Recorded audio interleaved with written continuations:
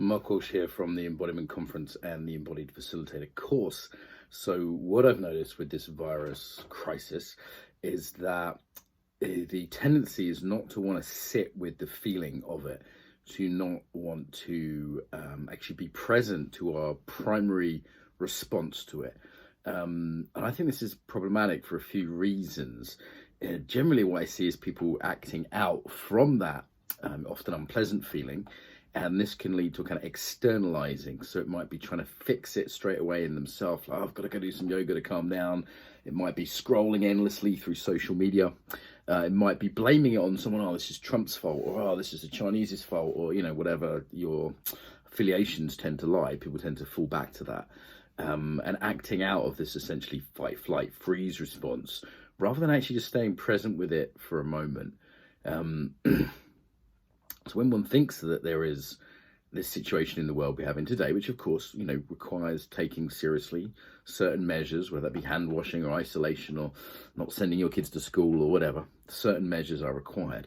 But when one brings that to mind, if you're reminded in the news and reminded by a friend, social media, whatever it is, what actually happens in your body?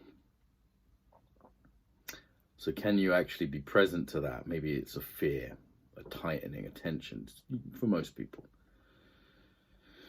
And maybe even underneath that, for me, there's something like a desire to live, something quite positive, something like I want to be well. I want my loved ones to be well.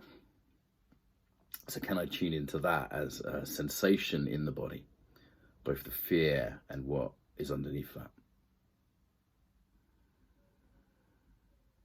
And whatever I'm tuned into, asking myself, is this the place I want to act from?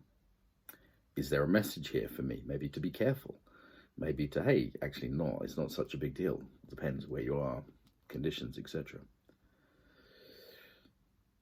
And actually to be present to myself and what's happening in that. So I invite you to do a little meditation on this, and just for a few minutes. Obviously, if it makes you too anxious or panicky, you can stop and, you know, look at kitten videos on the internet or whatever. But yeah, I recommend actually being present to your primary sensation with this before trying to get rid of it or externalizing it in some way.